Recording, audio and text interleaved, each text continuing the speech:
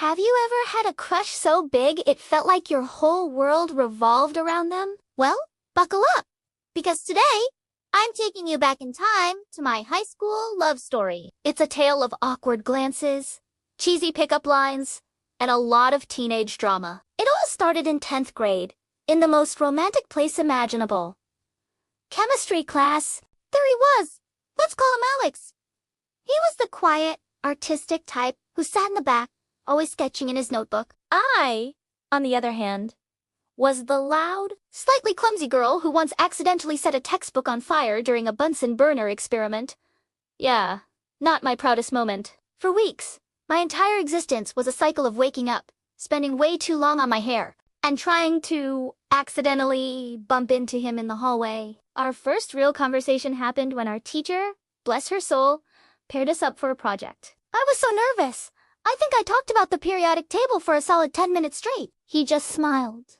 This small, gentle smile that made my stomach do a back. We started spending more and more time together, supposedly for the project, but we both knew it was more than that. We'd go to the library and end up talking about our favorite bands for hours. He showed me his drawings, and I introduced him to my favorite cheesy 80s movies. I found out he was not just quiet, he was a great listener. And he said he liked that I wasn't afraid to be myself, even the clumsy textbook-burning parts. The day he asked me to the homecoming dance was a scene straight out of a rom. He had drawn a cartoon version of us, with a speech bubble that said, "Go to homecoming with me." My heart pretty much exploded. Of course, no high school story is complete without a little drama. There was the classic miscommunication, the jealous friend, the rumor that spread like wildfire. At one point, we had a huge fight and didn't speak for a whole week. It felt like an eternity. I thought that was it, that our little love story was over before it even really began. I remember sitting in my room, listening to sad breakup songs, and thinking my life was over. Dramatic. I know, but that's high school for you. But then, one afternoon, he showed up at my doorstep with a single, slightly wilted daisy he'd picked from his yard and the cheesiest apology I'd ever heard. And just like that, everything was okay again. We learned that communication was key, even when it was hard.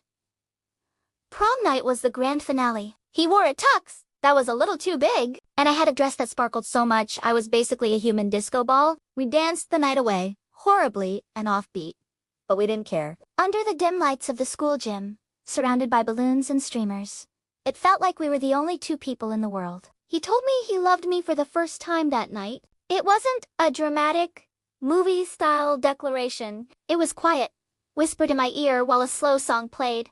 But it was the most real and perfect moment. We went our separate ways for college, and eventually, we grew apart. It wasn't a dramatic breakup, just a slow, natural drifting that happens in life. But I'll never forget that first love. It taught me so much about myself, about vulnerability, and about the beautiful, messy, wonderful feeling of falling for someone for the very first time. It was a chapter, not the whole book, but it's a chapter I'll always look back on with a smile. What about you? Do you have a high school love story to share? Let me know in the comments below. Thanks for listening, and don't forget to like and subscribe for more stories. See you next time.